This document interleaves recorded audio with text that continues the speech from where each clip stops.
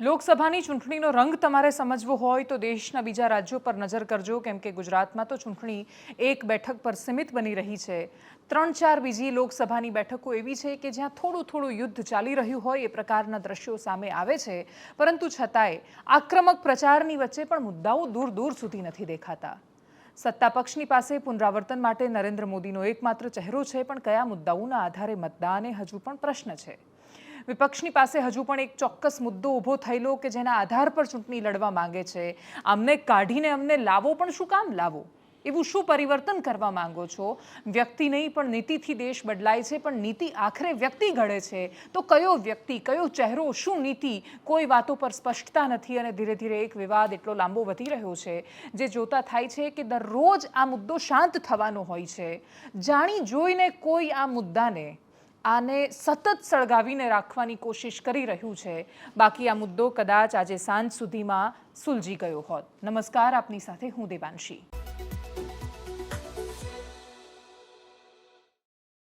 દેશ અને રાજ્યમાં અનેક મુદ્દાઓ હોવા છતાં પણ એવા મુદ્દા પર સતત વાત કરવી પડી રહી છે જે મુદ્દો દિવસે ને દિવસે વધારે સંવેદનશીલ બની રહ્યો છે। તમે કલ્પના કરી શકો કે રાજકોટમાં મહારાજા, જે તે સમયના મહારાજા માંધાતાસિંહજી રાજવી પરિવારમાંથી માંધાતાસિંહજી સામે આવીને વાત કરે છે અને કહે છે કે પરસોત્તમ રૂપાલાને માફ કરી દેવા જોઈએ। જામ સાહેબ પત્ર લખીને કહે છે, કેમ કે જામ સાહેબ જામ શત્રુશલ્યસિંહજીનો પત્ર એ ઘણો બધો પોતાની અંદર સંદેશો આપે છે। એ કહે છે કે જોહર જેવી વાત ન હોય આમાં, તો સાથે એ પણ લખી રહ્યા છે અને કહી રહ્યા છે કે લોકશાહીમાં એ સમય, લોકશક્તિથી એમને હરાવવાનો સમય આવ્યો છે, ચૂંટણીમાં હરાવીને બતાવવાનું છે અને સાથે એ પણ કહી રહ્યા છે કે એમને બતાવવું પડશે કે રાજપૂતો હજુ આ દેશમાં જ વસે છે। અને એટલા જ માટે ખુલ્લેઆમ જ્યારે એવા જામ સાહેબ કે જેમને હમણાં થોડા સમય પહેલાં પ્રધાનમંત્રી જ્યારે જામનગરમાં આવ્યા હતા ત્યારે એમની મુલાકાત કરી હતી, જૂના સ્મરણોને વાગોળ્યા હતા, એ જામ સાહેબ પણ કહી રહ્યા છે કે આ વાતમાં એ પરસોત્તમ રૂપાલાની સામે ઊભા છે। એક પછી એક રાજપરિવારો પોતાના લેટર ઇસ્યુ કરી રહ્યા છે। એક પછી એક રાજઘરાનાઓમાંથી પત્રકાર પરિષદનું આયોજન થઈ રહ્યું છે। મોટાભાગના લોકો ખુલીને સામે બોલી રહ્યા છે, પણ એ બધું જ ખાસું શાલીનતાથી, શિષ્ટ ભાષામાં થઈ રહ્યું છે। રાજ શેખાવતે ઓલરેડી એવી વાત કરી હતી કે ભાઈ અમે કમલમનો ઘેરાવો કરવાના છીએ। કોઈ પણ વ્યક્તિ જ્યારે આવીને કોઈ પક્ષના કાર્યાલયને ઘેરવાની એડવાન્સમાં વાત કરે છે ત્યારે કોઈ પણ સરકાર એને રોકવાની કોશિશ કરે જ, એમની અટકાયત થાય જ, એ બહુ જ સ્વાભાવિક પગલું છે। પણ એ અટકાયત વખતે મર્યાદા ચૂકાય અને એ પણ રાજ્યની પોલીસ તરફથી, તો એ શું સ્વાભાવિક છે? રાજ શેખાવતની અટકાયત થઈ ત્યારે એક પોલીસનો કર્મચારી, તમને દ્રશ્યો બતાવવા છે, તમે જુઓ આ દ્રશ્યો। એક કર્મચારી જાણી જોઈને, રાજ શેખાવત અંદર બેસી રહ્યા છે, અંદર બેસતી વખતે કોઈ પણ વ્યક્તિ, અત્યાર સુધી આટલી અટકાયતો આપણે જોઈ છે, કોઈ પણ વખતે અટકાયત થાય ત્યારે ઝપાઝપી થાય જ, સંઘર્ષ થાય જ। કોઈ માણસ સામેથી આવીને પ્રેમથી ગાડીમાં બેસી જાય એવું થતું નથી। એ સંઘર્ષના દ્રશ્યો કેપ્ચર કરવા માટે તો પત્રકારો આ રીતે ભીડમાં એકબીજા પર જાણે ધક્કામુક્કી કરતા હોય છે અને કૂદી પડતા હોય છે। એ દ્રશ્યો મહત્વના હોય છે, પણ એ દ્રશ્યની વચ્ચે એક પોલીસનો કર્મચારી ક્લિયરલી દેખાઈ રહ્યું છે કે જાણી જોઈને પાઘડીને આમ હાથ મારીને એને પાડે છે।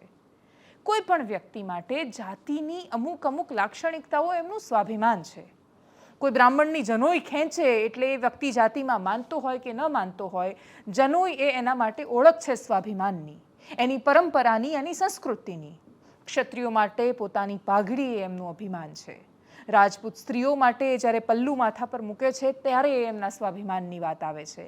કોઈ જબરદસ્તી એને ખેંચે, કોઈ રાજપૂતની પાઘડીને મારે તો એ એમના સ્વાભિમાન પર ઠેસ પહોંચાડે છે। આ વાત ખાલી રાજ શેખાવતની નહોતી। રાજ શેખાવતને જ્યારે એમની અટકાયત થઈ રહી હતી ત્યારે જે પાઘડી માથા પર મૂકેલી હતી એ તો એમના સમાજનું પ્રતિનિધિત્વ કરતી હતી, અને એ પાઘડીને જાણી જોઈને ખેંચી અને પછી તરત જ જે પ્રતિક્રિયાઓ સામે આવી, લોકોના ટોળા જે પોલીસ સ્ટેશનની બહાર ઊભા થયા, શું આ બધું જ જાણી જોઈને નથી થઈ રહ્યું? દ્રશ્યો જોતા તો એવું લાગી રહ્યું છે કે જે વિવાદ એકદમ શાલીનતાથી, શિષ્ટ માર્ગે આગળ વધી રહ્યો હોય, ત્યાં કોઈ પોલીસનો કર્મચારી જો જાણી જોઈને આ કરે છે તો એણે કોઈના કહેવાથી તો કર્યું હશે। હવે કોના કહેવાથી કર્યું? કોનો દોરી સંચાર છે? શું રાજ શેખાવતના કંઈ ગ્રુપમાંથી કોઈ માણસો હતા? કોઈ ભારતીય જનતા પાર્ટીના ગ્રુપના માણસો છે જે પોલીસના અધિકારીઓ સાથે મળીને આ કરી રહ્યા છે? કેમ કે ઓલરેડી એ ચર્ચા તો ચાલી જ રહી છે કે કેટલાક આઈપીએસ અધિકારીઓ સાથે મળીને ભારતીય જનતા પાર્ટીના જ કેટલાક નેતાઓ આ આંદોલનને સતત ચાલતું રહે એના માટેની કોશિશો કરી રહ્યા છે। એ બધાની વચ્ચે આજે જે તસવીરો સામે આવી એ અયોગ્ય હતી। રાજ શેખાવતની અટકાયત થાય કે એમને નજરકેદ કરવામાં આવે બહુ સ્વાભાવિક છે. કરે શું તો પછી રાજ્યની પોલીસ કમલમમાં કોઈ પણ જઈને કંઈ પણ કરે કે તોડફોડ કરે તો એ તો ન કરવા દેવામાં આવે. કોઈ પણ રાજ્યમાં કાયદો અને વ્યવસ્થાનું પાલન કરાવવું એ રાજ્ય સરકારની ફરજ છે અને રાજ્ય સરકાર એ ફરજ માટે જો કોઈની અટકાયત કરે છે તો એ એમનું સ્વાભાવિક કર્મ છે, એમણે એ કરવું જ પડે. કોઈને પણ એમ ઘેરાવ ન કરવા દેવાય, કેમ કે એનાથી પણ ખોટી નીતિ રીતિઓ છે એ લાગુ થવાની છે. આઈબીના રિપોર્ટ મળે જ રાજ શેખાવત માટે. રાજ શેખાવત જેવા ફ્લાઇટમાંથી ઉતર્યા, એરપોર્ટ પર જ એમને નજરકેદ કરવામાં આવ્યા, એમને લઈ જવામાં આવ્યા. એ અટકાયત બહુ જ સામાન્ય રીતે થઈ શકી હોત. એ વખતે એમને ગાડીમાં બેસાડવા માટે એમની પાઘડી ઉતારવી જરૂરી નહોતી, પણ છતાંય ઉતારી અને એના પછી જે દ્રશ્યો સામે આવ્યા એ વધારે સંવેદનશીલ હતા. આ મામલામાં આ કેવી રીતે સોલ્વ થાય, કેવી રીતે સંવાદ થાય, પ્રેમથી કેવી રીતે વાત થાય, તો જાણે રાજનીતિમાંથી સાવ ભૂલાઈ ગયું છે. છેલ્લા કેટલાય આંદોલનો જુઓ તમે. આંદોલન જ્યાં સુધી કોઈ માણસ શાંતિથી કરે છે, પ્રેમથી કરે છે, કોઈ ભાવ જ નથી આપતું. આંદોલનમાં આક્રમકતા ન હોય તો આંદોલન કરતા માણસો સાથે સંવાદ ન થાય એવી પરંપરાઓ શું કામ સેટ કરવાની? માફી એટીટ્યુડ સાથે માંગવાની, માફી ન મળે તો પણ એમાં વિવાદો કરવાના. તો માફી પ્રેમથી માંગો અને પ્રેમથી માફી કોઈ આપે એવી અપેક્ષા રાખો. નથી આપતા તો ચૂંટણી લડવાનું ચાલુ રાખો. આ ટણી કે ટસલની થોડી વાત છે. આખી વાત ટણી અને ટસલ પર જાય છે, આખી વાત વટ પર જાય છે. અને જ્યારે બે જાતિઓની વચ્ચે, કેમ કે ઉમેદવારની પણ તો એક જાતિ છે, એમના સમર્થનમાં આવતા માણસો પણ તો ચોક્કસ જાતિના છે, અને જ્યારે જાતિ સામે જાતિનો વટ ઊભો થાય છે ત્યારે એ રાજ્યમાં વર્ગ વિગ્રહ પેદા કરે છે. એ સંવેદનશીલતા જો ખબર ન હોય તો એ લોકોએ સમજવું જોઈએ કે પ્રશાસનની જવાબદારી શું બને છે, રાજ્યની પોલીસનું શું કર્તવ્ય બને છે. પોલીસ આગ ઠારવા માટે છે, આગ લગાવવા માટે નથી. કમનસીબે પોલીસ સભાનતા ભૂલી અને એટલા માટે આ દ્રશ્યો ફરી એકવાર સામે આવ્યા. એના પછી તો અનેક પ્રતિક્રિયાઓ સામે આવી છે, ઘણું બધું કહેવું છે. પોલીસ સ્ટેશનની બહાર ભેગા થયેલા લોકોએ શું કહ્યું એકદમ સંક્ષિપ્તમાં તમને સંભળાવીશું. હવે આખી આ વાતને રાજનીતિક તક તરીકે કોંગ્રેસે કેવી રીતે ઉપાડી છે એ પણ તમને બતાવવું છે. જામ શત્રુશલ્યસિંહજીએ તો પત્ર લખ્યો છે, એના વિશે વાત કરી દીધી છે. માંધાતાસિંહજીએ શું કહ્યું એ પણ સાંભળીએ. સ્વતંત્રતા પ્રાપ્તિ પછી અત્યારના અસ્તિત્વમાં લોકશાહી શાસન વ્યવસ્થામાં શાસકોમાં સંવેદનશીલતા ક્રમશઃ ઓછી થતી ગઈ છે. એ આપણા અને સ્વતંત્ર ભારતના કમનસીબી જ ગણી શકાય. આપણી ભારતની સંસ્કૃતિ અને સનાતન ધર્મ ના સંરક્ષણની આજે જેટલી આવશ્યકતા છે એટલી જ આવશ્યકતા આપણી વાણી, વર્તન, વ્યવહારની સજાગતા પણ છે. પરંતુ એક ક્ષત્રિય અને રાજ પરિવારના એક સંતાન તરીકે મારી આપ સૌને, ભારતીય જનતા પાર્ટીને અને ક્ષત્રિય સમાજને જાહેર હિતને ધ્યાનમાં રાખીને આ સમસ્યાનું કંઈક સુખદ નિરાકરણ આવે એવા હું વંદન સાથે સહૃદય અપીલ અને વિનંતી કરું છું. પ્રશાસનને એક જ રિક્વેસ્ટ કરી હતી. અમારે વખતી વિશેષ એક જ રૂપાલાનો જ વિરોધ હતો કે રૂપાલાની ટિકિટ રદ થાય. રૂપાલાની સિવાય કોઈ પણને, કૂતરાને પણ ટિકિટ આપે તો અમે મંજૂર છે. આજે તમે રાજ શેખાવતને અંદર મૂક્યા છે, કાલે કહી જશો 1 દાડો મૂકશો, 2 દાડા મૂકશો, 3 દાડા મૂકશો. અમે આજે વિરોધ કરીશું ને છેલ્લે લગીન વિરોધ કરીશું. અમારા 400 ઉમેદવાર અમે રાખીને અમારા ઉમેદવારી નોંધાઈશું. જે રીતે ગોગામેડીની હત્યા થઈ હતી અને અનેક ગોગામેડી અહીંયા ઊભા કરેલા છે, એવી રીતે રાજ શેખાવત પણ અનેક ગણા ઊભા થશે અને આનો સખત વિરોધ કાયમી ધોરણે ચાલુ રહેશે જ્યાં સુધી રૂપાલાની ટિકિટ કાપવામાં નહીં આવે. સમાધાન તો આજે નહીં અને કાલે નહીં. તમને એ કહેવા માંગુ કે આ ગુજરાત ખાલી ગાંધીજીનું નથી પણ ભાથીજીનું પણ છે. અહીંયા બંધારણ કે કાયદા જેવું કંઈ છે જ નહીં. કોઈપણને વ્યક્તિને કોઈપણ જગ્યાએથી ક્યારે પણ ઉઠાવી શકે છે. દાદા જ્યારે એરપોર્ટથી બહાર નીકળતા જ એમની અટકાયત કરવામાં આવી. સમાજ સાથે રહેવું છે કે ભાજપ સાથે રહેવું છે? અમારે ભાજપનો આજે વિરોધ નથી, કાલે વિરોધ નથી. અમે પણ ભાજપમાં છીએ, પણ અમારા સમાજની જ્યારે વાત આવી છે ત્યારે આજે નહીં ઝુકાય અને કાલે નહીં ઝુકાય. લોકશાહીની પરંપરામાં વિરોધ કરવો એ સ્વાભાવિક છે, પણ ખબર નહીં કેમ એમને બધાને રોકવામાં આવ્યા છે. અમે આજે ભાજપ ટિકિટ એમને રદ નહીં કરે તો ભાજપના પરસોત્તમ રૂપાલાની જે સીટ છે એ તો નુકસાન થવાનું જ છે. જે આજે પગડીનો જે આપે મીડિયા માધ્યમથી મેં જોયું છે એમની પગડી મહિપાલસિંહ મકરાણાની બી પગડી એમને ફેંકી દીધી છે. આ કંઈ ને કંઈ અમારી સમાજને ક્ષત્રિય સમાજને કૂચલવામાં જે ઈરાદાપૂર્વક કરી રહ્યા છે એ અમે ઈરાદા એકે એમના સફળ થવા દઈશું નહીં. એક પ્રશ્ન સમાજની સ્ત્રીઓએ પણ પૂછી રહી છે કે એક એવા સ્ત્રી કે જેમનું સૌથી વધારે સન્માન થયું, રાજપૂતાણી છે, રાજપૂત નારી છે અને ક્ષાત્ર ધર્મને પોતાની સાથે રાખે છે, માથા પર પલ્લું ઓઢે છે, પતિ મેચ જીતીને આવે તો એને પગે લાગે છે, એવું કહીને જે લોકોએ સૌથી વધારે જેમને સન્માન આપ્યું અને સર આંખો પર બેસાડ્યા એવા રીવાબા જાડેજા આખા વિવાદમાં ચૂપ છે. અને જ્યારે રીવાબા મૌન હોય તો પ્રશ્નો કોઈ રાજપૂતની સ્ત્રી પૂછે તો એ પણ બહુ સ્વાભાવિક છે. એક ક્ષત્રાણીનો ઓડિયો વાયરલ થયો જેમાં એ રીવાબાને કહી રહ્યા છે કે બેન, તમે ચૂંટણી પહેલા મહિલાઓને જાગૃત કરવા નીકળ્યા હતા, લો હવે અમે જાગૃત થઈ ગયા, તમે ક્યાં છો? સાંભળીએ સંવાદને. જય માતાજી. હવે આ એક સંદેશ રીવાબા માટે છે. રીવાબા જાડેજા કે જે ક્રિકેટર રવિન્દ્રસિંહ જાડેજાના ધર્મપત્ની છે અને પોતે છે એ જામનગર વિધાનસભાના ધારાસભ્ય છે. તો હવે બેન, તમને એ એક કહેવાનું છે કે તમે જે ગામડે ગામડે ફરીને મહિલા સશક્તિકરણના મોરચા કાઢ્યા હતા અને જે તમે મહિલાને જાગૃત કરવા નીકળ્યા હતા ને, એ મહિલાઓ અત્યારે બધા જાગૃત થઈ ગયા છે અને તમને સવાલ પૂછે છે કે તમે અત્યારે ક્યાં ખોવાઈ ગયા છો? તમે અત્યારે ક્યાં ખોવાઈ ગયા છો? એ તમને આ બધા મહિલાઓ પૂછે છે. જે અત્યારે આપણા સમાજનું આટલું મોટું આંદોલન ચાલી રહ્યું છે, તો તમે ક્યાં છો અત્યારે? તમે બેન ઓલા સ્ટેડિયમમાં જઈને તમારા પતિદેવના જે પાલવ કાઢીને પગે લઈ ગયા હતા ત્યારે પૂરા સમાજે એની નોંધ લીધી હતી અને ગૌરવે લીધું હતું, બરોબર છે? તો અત્યારે તમારું ક્ષત્રિયની દીકરી, તમે તમારું લોહી અત્યારે તપતું નથી? આટલા દિવસથી તમે તમારા પાર્ટીના થઈને બેઠા છો, બરાબર? તમારા પાર્ટીના થાવ તમે પાર્ટી તમને છોડી દેવાનું કોઈ કહેતું નથી, પણ તમારા સમાજને તો ભૂલી જાઓમાં. તમે તમારા સમાજની સાથે છો એવું તમે આટલા દિવસમાં ક્યારેય તમે મીડિયાની સામે આવ્યા નથી, એક દિવસે, એક વારે. સમાજને થઈને આપણે ઉજળા છીએ, સમાજના લીધે આપણે ઉજળા છીએ, ન કે પાર્ટીના લીધે. પાર્ટી તો આજ છે ને કાલે નથી. પાર્ટીને તો તમારા કરતાં બળવાન ઉમેદવાર મળી જશે ને બેન, તો પાર્ટી તો તમને રાતોરાત તમારા બિસ્તરા બંધવીને હાલતા કરી દેશે, બરોબર છે? પણ તમે જો એક વખત આ સમાજમાંથી તમે નીકળી ગયા તો સમાજ તમને માફ ક્યારેય નહીં કરે અને સમાજમાં તમે કોઈની સાથે આંખથી આંખ મેળવીને વાત નહીં કરી શકો. તમે જે અત્યારે જે મહિલા સશક્તિકરણ ને મહિલાને જાગૃત કરવા જે નીકળતા હતા, એ તમે જાશો તો એ જ જાગૃત થઈને મહિલા તમને સવાલ પૂછશે કે બેન, તેદી તમે ક્યાં ગયા હતા?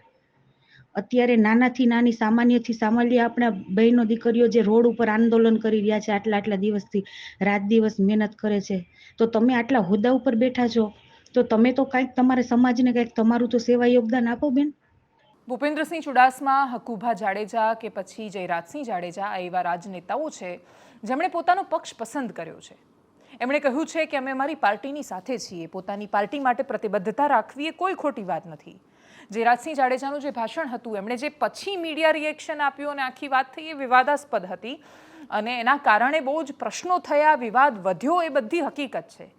પણ એમણે ચટપટીવાળું નિવેદન નહોતું આપ્યું. એની પહેલાં એ જેટલું બોલ્યા એ બધું જ જો તમે સાંભળ્યું હોત તો તમને એવું શાંતિથી તમને સમજાતું કે જયરાજસિંહ જાડેજા બહુ તટસ્થ રીતે એ વાતને મૂકી રહ્યા છે. એમણે કહ્યું કે તમે એ આંદોલનના આગેવાનો પર પ્રશ્ન કરતા હતા. એમણે પીટી જાડેજાનું ઉદાહરણ આપીને કહ્યું કે ક્ષત્રિયોની વચ્ચે ક્ષત્રિયોમાં ભેદભાવ થયા જે તે સમયે, તમને જે તે સમયે માફી મળી ચૂકી છે, આજે તમે ના પાડી રહ્યા છો માફી માંગવાની. એકદમ તર્કબદ્ધ એમણે વાત કરી અને એ વાત કદાચ ખાસી એવી પતી ગઈ હોત જો આખી વાત અહમ પર ના ગઈ હોત. અહંકાર અને અભિમાનની જ્યારે વાત આવે છે ત્યારે આ જ થતું હોય છે. એ વખતે ઓલરેડી એકવાર અહમની વાત આવી, ફરી એકવાર એ જ થયું, પરંતુ એટલીસ્ટ એ રાજનેતાઓ પોતાનો પક્ષ ક્લિયર કરીને બેઠા છે કે અમે અમારી પાર્ટીની સાથે છીએ. બાકીના અનેક લોકો એવા છે કે જે પોતાનો પક્ષ બહુ સ્પષ્ટ કરીને બેઠા છે. એ લોકોએ કહ્યું છે કે અમે અમારા સમાજની સાથે છીએ. જામ સાહેબ હોય, ભાવનગરના યુવરાજ હોય, કચ્છના મહારાણી હોય કે રાજકોટના મહારાજા, દરેકની પાસે ગુમાવવા માટે ઘણું બધું છે. એમના પોતાના બિઝનેસીસ છે, પરંતુ છતાંય એ ધંધા વેપાર કરતા માણસો પણ જો ખુલીને કશું સમર્થન આપી રહ્યા છે તો મતલબ એ હિંમત કરી રહ્યા છે. ગમે તે એક બાજુ તો તમારે ઊભું રહેવું પડે. તમે તટસ્થ છો તો ઓટોમેટિક તમે અસત્યની પડખે ઊભા છો, કેમ કે તમે સત્ય માટે નથી બોલી રહ્યા. તમારું કયું સત્ય એ તમારે નક્કી કરવાનું છે. રીવાબા જાડેજાએ કયા પક્ષે ઊભું રહેવું હોય તો એમણે જાતે નક્કી કરવાનું છે, પણ કોઈ પણ પક્ષે નહીં એવું જે તટસ્થપણું બતાવવાની કોશિશ થઈ રહી છે એ તટસ્થતા તો નુકસાન સિવાય બીજું શું કરવાની. સમાજને, એમને કે પક્ષને એ આપણે સમય પર છોડી દઈએ છીએ. રાજનીતિક રીતે શું થઈ રહ્યું છે તો પરેશ ધાનાણી મેદાનમાં છે, એક પછી એક કવિતાઓ લખી રહ્યા છે અને કવિતામાં એ કહી રહ્યા છે કે કૃષ્ણ કહેશે એ રીતે આગળ વધીશું, મહાભારતનું આ યુદ્ધ રાજકોટને રણ મેદાન બનાવીશું અને વાત જ્યારે શીલની આવે છે ત્યારે સાથે ઊભા રહીશું. આવું કશુંક એમણે ઘણું બધું લખ્યું છે અને બધું જ વિસ્તારથી તમે એમના ટ્વિટર પર વાંચી શકો છો. એમણે જ્યારે આ બધું જ લખ્યું ત્યારે એમણે પોતાની રાજનૈતિક વાત પણ સ્પષ્ટ કરી. લલિત કગથરા સહિતના નેતાઓ, રાજકોટના કોંગ્રેસના નેતાઓ, સંગઠનના નેતાઓ અમરેલી પહોંચ્યા અને પછી પરેશ ધાનાણીને કહ્યું કે હવે જરૂર છે તમે રાજકોટ આવો અને રાજકોટથી ચૂંટણી લડો. લલિત કગથરા કહી રહ્યા છે કે 2009 વાળી કરીને રહીશું. અમરેલીના પરેશ ધાનાણી ફરી એકવાર પરસોત્તમ રૂપાલાની સામે મેદાનમાં ઉતરી શકે છે. 2002માં પરેશ ધાનાણી પરસોત્તમ રૂપાલાની સામે મેદાનમાં ઉતર્યા હતા અને જંગે મેદાનમાં એમને એટલા માટે જાયન્ટ કિલર કહેવામાં આવ્યા કેમ કે પરેશ ધાનાણી જે તે સમયના નવા કોંગ્રેસના નેતા, એમણે પરસોત્તમ રૂપાલાને હરાવ્યા અને પછી એ પોતે રાજ્યની વિધાનસભામાં પહોંચ્યા. પરેશ ધાનાણીને અપેક્ષા છે જૂનું જે થયું એને ફરી એકવાર એનું પુનરાવર્તન કરવાની. 2009ની થિયોરી તો ઓલરેડી કોંગ્રેસ એવું ઈચ્છી રહી છે કે રિપીટ થાય. 2009માં કોંગ્રેસ તરફથી કોળી ઉમેદવાર તરીકે કુંવરજી બાવળિયા મેદાનમાં ઉતર્યા હતા. સામે કડવા પાટીદાર ભારતીય જનતા પાર્ટીએ મેદાનમાં ઉતાર્યા હતા. રાજકોટ એવી બેઠક કે જ્યાં ભારતીય જનતા પાર્ટી થાંભલાને ઊભો કરે તોય જીતી જાય, પરંતુ છતાંય ન જીત્યો કેમ કે રાજકોટની બેઠક પર જાતિનું જોર ખાસું ચાલતું હોય છે. પરેશ ધાનાણી ત્યાંથી મેદાનમાં ઉતરે છે તો કડવા પાટીદાર વર્સિસ લેઉવા પાટીદારનો સંઘર્ષ થાય એ પણ જોવા મળે એમ છે. લેઉવા પાટીદારની સાથે ઇતર કોમ જાય તો પરેશ ધાનાણી જીતે, કડવા પાટીદારની સાથે ઇતર કોમ જાય તો પુરુષોત્તમ રૂપાલા જીતે. પરેશ ધાનાણી, લલિત કગથરા શું પ્રતિક્રિયા સામે આવી, આ લડાઈની વાત જેવી સામે આવી એટલે ડોક્ટર ભરત બોગરા પણ સામે આવ્યા. એમણે શું કહ્યું સાંભળીએ. ભાઈની ટિકિટ બદલે તો પરેશભાઈ નહીં લડવાનું, અમે છૂટ આપી.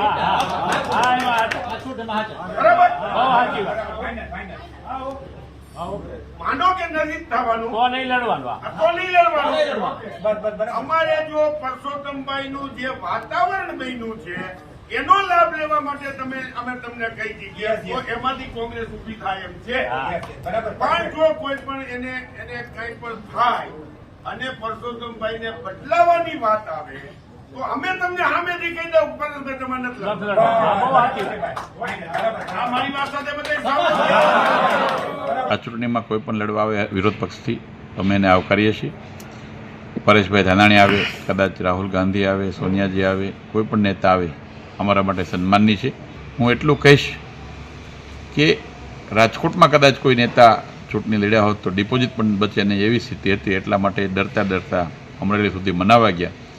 પરંતુ હજુ પણ કોંગ્રેસની લડાઈ ડિપોઝિટ બચાવવા માટે છે, નહીં કે જીતવા માટે. આ બધી વાતો ચાલી રહી હતી ત્યાં ડોક્ટર ભરત બોગરાએ બીજી એક સ્પષ્ટતા કરી હતી ગઈકાલે રાત્રે સામે આવીને, અને એમણે કહ્યું કે ભાઈ મારું નામ ક્યાંક ચાલી રહ્યું છે કે પરસોત્તમ રૂપાલાના વિવાદમાં જો મારું નામ ખુલે ક્યાંય એ વિવાદ ચાલુ રાખવામાં અથવા કોઈના સંપર્ક કરવામાં તો હું મારું જાહેર જીવન છોડી દઈશ. કોઈ જગ્યાએ સીધી રીતે ડોક્ટર ભરત બોગરાનું નામ ગઈકાલે સાંજ સુધી નહોતું લેવાયું. કોઈએ એવો ઈશારો નહોતો કર્યો ને ઈશારો કર્યો હોય તો એ ઈશારો કરનારા 2-4 માણસને ખબર હોય કે આ ઈશારો ડોક્ટર બોગરા બાજુ જઈ રહ્યો છે. બાકી એના સિવાય મેઇન સ્ટ્રીમ ક્યાંય કોઈ જગ્યાએ એવી ચર્ચા નહોતું કરી રહ્યું કે ડોક્ટર ભરત બોગરા આ બધું કરાવી રહ્યા છે. હા, ટિકિટ કોને મળી શકે પરસોત્તમ રૂપાલાની કપાય તો એના લાભાર્થીઓની જે યાદી નીકળે એમાંથી ડોક્ટર બોગરાનું નામ સ્વાભાવિક રીતે હોય. એનું કારણ કે એ વર્ષોથી પોતાના પક્ષ માટે મહેનત કરતા આવ્યા છે. કુંવરજી બાવળિયા કોંગ્રેસમાંથી ભાજપમાં આવ્યા તો ભાજપને ગમે તેટલો ફાયદો થયો હોય, વ્યક્તિગત રીતે સૌથી વધારે નુકસાન ડોક્ટર બોગરાનું થયું છે. અને તોય પેટા ચૂંટણી જ્યારે કુંવરજી બાવળિયા પહેલીવાર લડ્યા ત્યારે દમખમથી મહેનત કરીને ડોક્ટર ભરત બોગરાએ પોતાની પાર્ટી માટે પ્રતિબદ્ધતા ઓલરેડી બતાવી દીધી છે. હવે એવા સમયે એમની સામે શંકાની સોય કેવી રીતે ગઈ એ સૌથી મોટો પ્રશ્ન છે. અને શંકાની સોય ગઈને એમણે માથે કેમ લઈ લીધું એ એનાથી મોટો પ્રશ્ન છે. કેમ કે એના પછી એમણે સ્પષ્ટતા આપતી પત્રકાર પરિષદ કરી અને તમે જ્યારે ક્લેરિફિકેશન આપો છો ત્યારે ફરી એકવાર મૂળ પ્રશ્નની વાતો થાય છે કે ભારતીય જનતા પાર્ટીના જ નેતાઓ છે જે આંદોલનને ચલાવી રહ્યા છે. સાંભળીએ ડોક્ટર ભરત બોગરાને. ભારતીય જનતા પાર્ટીમાં અને ખાસ કરીને રાજકોટ લોકસભામાં છેલ્લા 2-3 દિવસથી જે અફવાઓ ચાલે છે, હું આજે મીડિયાના માધ્યમથી સ્પષ્ટતા કરવા માંગુ છું કે રાજકોટ લોકસભામાં જિલ્લા અને ગ્રામ્ય વિસ્તારની 7 વિધાનસભા આવે છે. 7 વિધાનસભામાં અમારા બૂથથી લઈને સંગઠનની આખી ટીમ, આદરણીય અમારા ઉમેદવાર રૂપાલાજીનો 2 વખત પ્રવાસ પૂર્ણ થઈ ગયો છે. કાર્યકર્તાઓ પૂરી તાકાતથી ઘરનો સંપર્ક પણ પૂરો કર્યો છે. આખી ટીમ અમારા સિનિયર આગેવાનો રાજકોટ મહાનગરમાં કે રાજકોટ જિલ્લામાં કે રાજકોટ લોકસભામાં ભારતીય જનતા પાર્ટીમાં કોઈ વિખવાદ નથી. એક ટીમ તરીકે સૌ કામ કરે છે ને હું વિશ્વાસ આપું છું કે 5 લાખથી વધારે લીડે રાજકોટની સીટ અમે સૌ કાર્યકર્તાઓ તાકાત સાથે આદરણીય રૂપાલાજીને જીતાડીશું. બીજી એક બેઠક પણ ચર્ચામાં છે, એ ભરૂચ લોકસભાની બેઠક છે. વિપક્ષ તરફથી જે બેઠકો ગણાવવામાં આવે અથવા પત્રકારો તરીકે અમે જ્યારે ગ્રાઉન્ડ ઝીરો પર જઈએ અને એવું લાગે કે નહીં આ બેઠક પર ફાઇટ થઈ રહી છે, તો એ બેઠકોમાં ભરૂચ, બનાસકાંઠા, વલસાડ, સાબરકાંઠા આ 4 બેઠકો એવી છે કે જ્યાં એવું લાગે કે ભારતીય જનતા પાર્ટી માટે લીડ કાઢવી અઘરી રહેવાની છે અને જો પાર્ટીનું સંગઠન કામ નહીં કરે એકદમ એક્ટિવ રીતે તો હારી પણ શકે, તમે એને નકારી ન શકો. ચૂંટણી કેવી લડાશે એ છેલ્લા 10 દિવસમાં ખબર પડવાની છે. આપણે ત્યાં 7 તારીખે ઇલેક્શન છે, એક્ઝેક્ટ 1 મહિનો બાકી છે, 1 મહિના એક્ઝેક્ટ પણ નહીં, 28 દિવસો એપ્રોક્સ બાકી છે અને એટલા જ માટે હજુ ખાસો લાંબો સમય છે. 17 તારીખની એના પછી જ્યારે બધાના નામાંકન થઈ જાય અને 19મીએ પહેલી ચૂંટણીનો માહોલ આવે, 19મીએ પહેલું મતદાન થાય, એના પછી આપણને સ્થિતિ ખબર પડવાની છે કે ગુજરાતમાં કઈ બેઠક પર કેવો અને કોનો માહોલ છે, કોના તરફી શું થઈ રહ્યું છે. તો એવા સમયમાં જેટલી પણ તસવીરો સામે આવી રહી છે એ બધી અમુક બેઠકોને વધારે ચર્ચામાં લાવે છે. એટલે કે ભરૂચ લોકસભા ચૈતર વસાવાના કારણે ખૂબ ચર્ચામાં છે, છોટુ વસાવાના કારણે પણ ચર્ચામાં છે અને ઓબ્વિયસલી મનસુખ વસાવાના સ્ટેટમેન્ટના કારણે તો એ ઓલરેડી ચર્ચામાં છે. તો આ વખતે BAPમાંથી એક નવી પાર્ટી આ વખતે છોટુ વસાવાના દીકરાએ જે તે સમય બનાવી અને હવે એ રાજસ્થાન મધ્યપ્રદેશમાં એમના ધારાસભ્યો પણ છે. BAPમાંથી ચૂંટણી છોટુ વસાવાના દીકરા દિલીપ વસાવા લડવાના છે, એમને ઉમેદવાર ઘોષિત કરવામાં આવ્યા છે. છોટુ વસાવાએ આ વિષય પર શું કહ્યું અને આ ત્રિપાંખીયો જંગ થવાનો છે. ચૈતર વસાવા, મનસુખ વસાવા, દિલીપ વસાવા. છોટુ વસાવાનો રાજકીય ઇતિહાસ લોકસભાની ચૂંટણીને લઈને કહે છે કે કોંગ્રેસ ક્યારેય ન જીતી શકી એનું સૌથી મોટું કારણ એ હતું કે છોટુ વસાવાની પાર્ટીએ સતત વોટ કાપ્યા. છોટુ વસાવાએ મનસુખ વસાવાને ખૂબ મદદ કરી છે, આંકડા તો એવું કહે છે. ભલે એ દિલથી મદદ કરવા ના માંગતા હોય તો પણ મદદ તો ઇનડિરેક્ટલી થતી હતી. હવે આ વખતે ચૈતર વસાવાને મદદ થાય છે કે મનસુખ વસાવાને કોના વોટ કાપી શકે છે. સ્વાભાવિક રીતે જ આદિવાસી વોટમાં 3 ભાગ પડે તો ઇતર કોમ છે એ મનસુખ વસાવા તરફ વધારે એટલા માટે ઝૂકેલી દેખાય કેમ કે એ ભારતીય જનતા પાર્ટીના ઉમેદવાર છે અને ભારતીય જનતા પાર્ટી બધાને સાથે લઈને ચાલવાની વાત કરે છે. ચૈતર વસાવાની રાજનીતિ ઘણા ખરા અંશે આદિવાસીઓ પૂરતી સીમિત છે અને એમાં પણ જ્યારે એમની વિધાનસભા ડેડિયાપાડા હોય, એ રિઝર્વ બેઠક છે, તો એમની રાજનીતિ આદિવાસી પૂરતી સીમિત રહેવાની છે. હવે એ ભરૂચ લડવા આવ્યા છે ને એ ભરૂચ લડવા આવ્યા છે તો એમણે જીતવું હોય તો એમને બધા મતદારોની જરૂર પડે અને એટલે જે બધા મતદારો એમને સાથ આપે છે કે નહીં એ બધા ગણિતો પર આખી વાત જાય છે. છોટુ વસાવાએ શું કહ્યું સાંભળીએ એમને. દેશમાં જે લોકસભાની સામાન્ય ચૂંટણીઓ આવી રહી છે 2024ની અંદર, તો ગુજરાતની પણ જે સીટો છે લોકસભાની એ લડાવવા માટે અમે અમારી કમિટી બોલાવીને નક્કી કર્યું છે.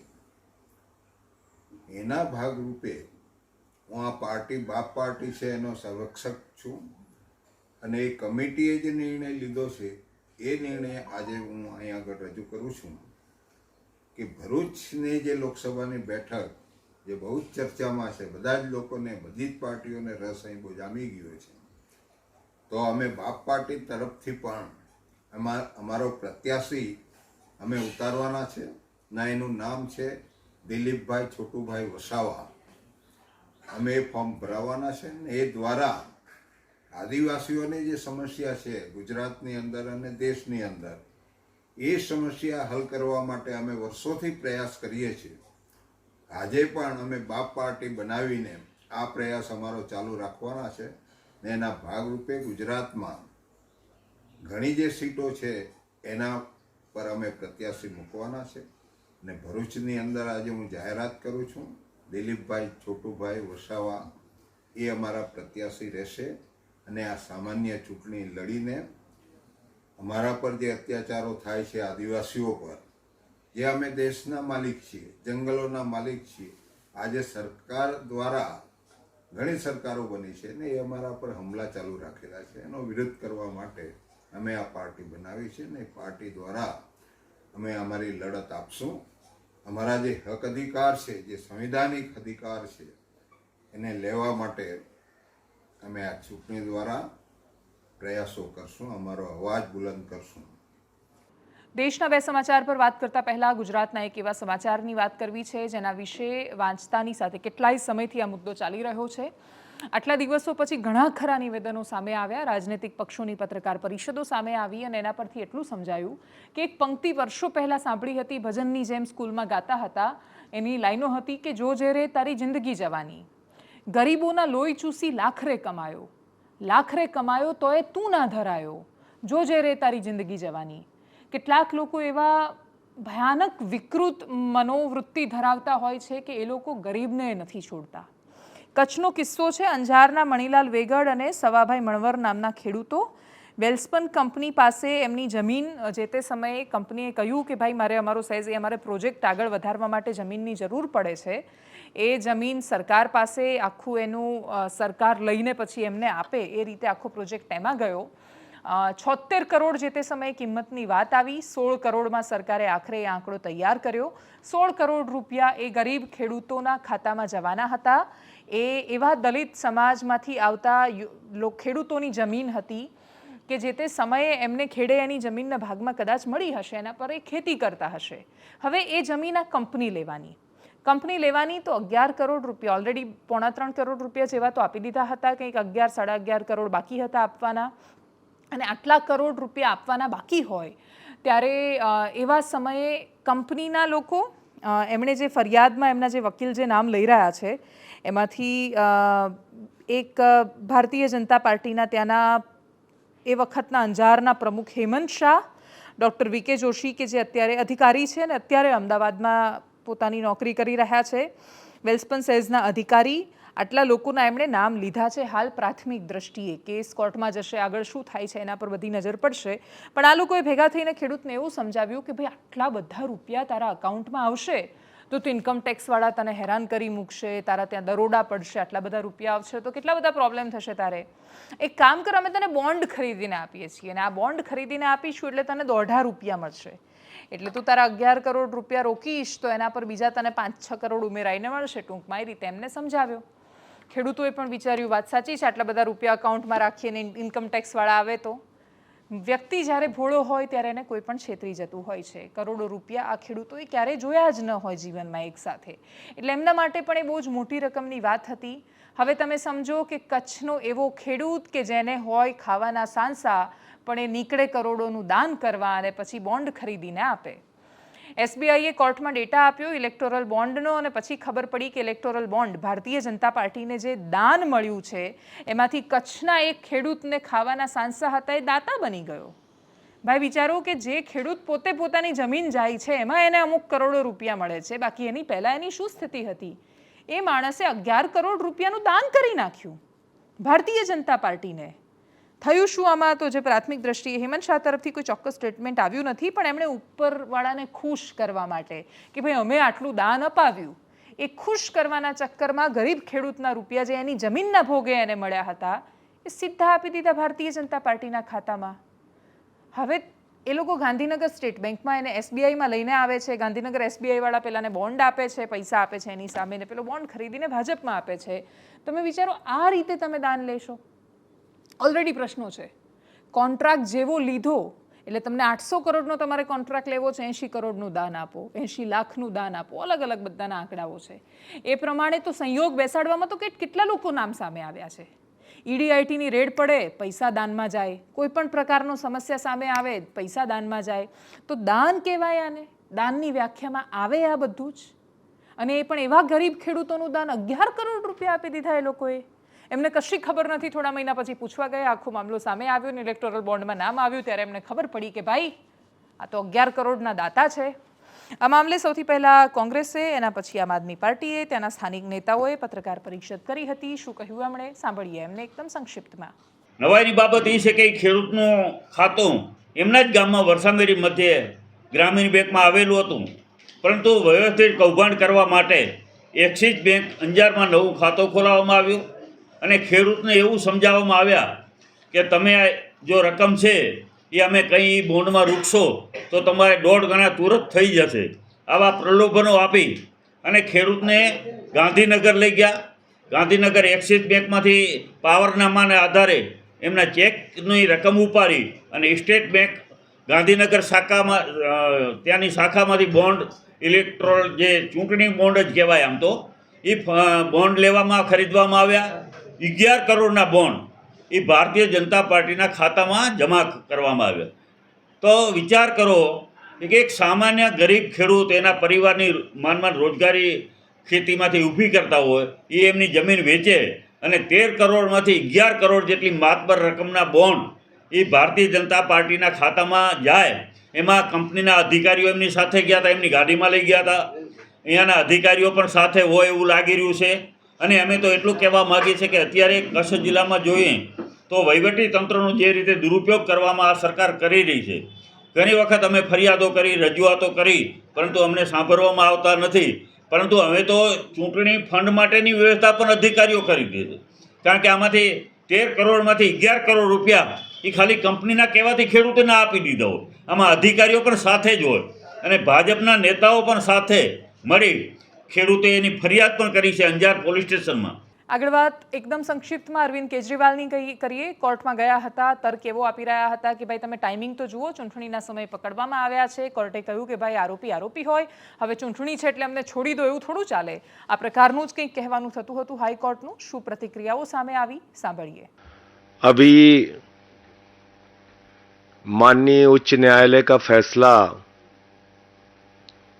अरविंद केजरीवाल जी के मामले में आया है कि ये पूरा का पूरा मामला भारत की राजनीति में आजादी के बाद से लेके सबसे बड़ा राजनीतिक षड्यंत्र है.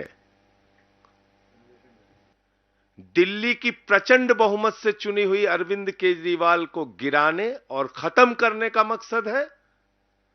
पंजाब की प्रचंड बहुमत से चुनी हुई सरकार को गिराने और खत्म करने का मकसद है. आम आदमी पार्टी की बढ़ती हुई ख्याति को और राष्ट्रीय पार्टी का दर्जा 10 वर्षों में हासिल करने की उपलब्धि को खत्म करने की कोशिश है. क्योंकि शराब घोटाला तो भारतीय जनता पार्टी ने किया है, वहां तो मनी ट्रेल मिल गया, 60 करोड़ का मनी ट्रेल मिल गया, लेकिन कोई कार्रवाई अब तक भारतीय जनता पार्टी के नेताओं पर नहीं हुई. હવે અરવિંદ કેજરીવાલના માથે આ સૌથી મોટો ઝટકો છે. હાઈકોર્ટે તો ઝટકો આપ્યો છે, સુપ્રીમ કોર્ટ શું સ્ટેન્ડ લે છે એના પર નજર રહેવાની છે. સૌથી મોટી વાત એ સામે આવી કે ચૂંટણીની ઈડીનું કહેવું છે કે એક પછી એક સ્ટેટમેન્ટ એકબીજાની સાથે મેચ થઈ રહ્યા છે અને એ નિવેદનોના આધારે એટલું સમજાઈ રહ્યું છે કે આમ આદમી પાર્ટીએ જે આ રીતે પૈસા મેળવ્યા લીકર પોલિસીમાં, એ જ વાત છે. ઇલેક્ટોરલ બોન્ડમાં એ વાત લીગલી થઈ રહી છે, અહીંયા ઇલીગલી થઈ રહી છે. એમણે કહ્યું કે જેટલા પૈસા લીકર પોલિસીમાં મળ્યા એ બધા જ ગોવાની ચૂંટણીમાં વાપર્યા હતા. બધા જ બધી લિંક જ્યારે ભેગી થઈ રહી છે ત્યારે એવા સમયે કેવી રીતે કેજરીવાલ પોતાને નિર્દોષ સાબિત કરી શકવાના છે? આખો મામલો સુપ્રીમ કોર્ટમાં ગયા પછી વધારે વિગત સામે આવવાની છે. આમ આદમી પાર્ટી ત્યાં સુધી પોતાના તર્ક આપતી રહેવાની છે. તર્ક કુતર્ક તમે જે પણ કહો એ. સૌથી મોટી વાત એ છે કે તમે સત્તા પક્ષને તમે ગમે તેટલી ગાળો આપો, પણ એ ગાળો આપવા માટે થોડી શુદ્ધતા તમારે પોતાની અંદર પણ રાખવી પડે. એ લોકો ચોર છે એટલે તમે અમને કંઈ પણ કરવાની પરમિશન આપી દો, એવું તો ન થાય. એમની ચોરી જ્યારે કદાચ સત્તા બદલાશે ત્યારે સામે આવશે. હકીકત એ છે કે જ્યારે સત્તાઓ બદલાય છે ત્યારે ભૂતપૂર્વ સરકારોના દરેક વખતે એમના કોઈને કોઈ કાંડ, સ્કેમ સામે આવતા રહ્યા છે. આ ઇલેક્ટોરલ બોન્ડ ઉદાહરણ તરીકે સત્તા છે અને કોર્ટ કહે છે તો પણ એ સામે આવે છે. છેલ્લે એકદમ સંક્ષિપ્તમાં વાત ભારતીય જનતા પાર્ટીની એવી તસવીરની કરીએ કે જે સતત સોશિયલ મીડિયામાં ચર્ચામાં છે. ઉત્તર પ્રદેશની વાત છે. ઉત્તર પ્રદેશના મુખ્યમંત્રી યોગી આદિત્યનાથ જ્યારે સભા ચાલતી હોય, પ્રધાનમંત્રીની બાજુમાં બેઠા હોય અને સ્ટેજ પ્રધાનમંત્રી બેઠા હોય એ બાજુ હોય તો પણ એ આખું ફરીને જતા હોય છે ભાષણ આપવા માટે પોડિયમની પાસે. એવું એ શું કામ કરતા હોય છે તો એની તર્ક આજે એક બીજો વિડીયો આવ્યો, એમાં ખબર પડી કે આપણે ત્યાં મોટાભાગે એવું માનતા હોઈએ છીએ કે કોઈ મોટું બેઠું હોય તો એને ઓળંગીને નહીં જવાનું. એની આમન્યા જાળવવા માટે યોગી આદિત્યનાથ આખું ફરીને જતા હોય છે. હવે બીજો એક વિડીયો એ પણ સામે આવ્યો કે જ્યારે એ ઓળંગીને નહોતા જઈ રહ્યા ત્યારે પ્રધાનમંત્રી એમને રોક્યા અને પછી કહ્યું કે તમે અહીંયાથી જ જાઓ. એકબીજા માટે જ્યારે સન્માનની લાગણી જળવાય ત્યારે ઘણીવાર રાજનીતિમાં ઘણા બધા દ્રશ્યો બહુ સરળ થઈ જતા હોય છે. મહત્વાકાંક્ષા તો વ્યક્તિ માત્રના મનમાં હોય છે. ભારતીય જનતા પાર્ટીનો દરેક કાર્યકર્તા નરેન્દ્ર મોદી બનવા જ માંગતો હોય એમાં કોઈ શંકાને સ્થાન નથી. એટલી જો તમે આકાંક્ષાઓ નથી રાખતા તો તમે દિશામાં આગળ કેવી રીતે વધી શકો? મહત્વાકાંક્ષા વગર માણસ આગળ નથી વધી શકતો, પણ એ મહત્વાકાંક્ષાના ચક્કરમાં સન્માન ભૂલી જવાય તો પ્રશ્નો થતા હોય છે. બંને તસવીરો તમને બતાવીએ જેના પરથી તમને એ બંને દ્રશ્યો, પરસ્પર સન્માનના દ્રશ્યો સમજાઈ જશે.